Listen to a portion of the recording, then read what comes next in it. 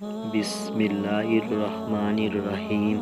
آج کی حدیث، رسول اللہ صلی اللہ علیہ وآلہ وسلم نے فرمایا، 5 نمازیں اللہ تعالیٰ نے فرض کی ہیں، جس نے ان کے لیے اچھی طرح وضو کیا اور ٹھیک وقت پر ان کو پڑھا اور رکوع و سجود بھی جیسے کرنے چاہیے ویسے ہی کیے اور خشوع کی صفت کے ساتھ ان کو ادا کیا، تو ایسے شخص کے لیے اللہ تعالیٰ کا پکا وعدہ ہے کہ وہ اس کو بخش دے گا، اور جس نے ایسا نہیں کیا اور نماز کے بارے میں اس نے کوتاہی کی، تو اس کے لیے اللہ تعالیٰ کا کوئی وعدہ نہیں ہے۔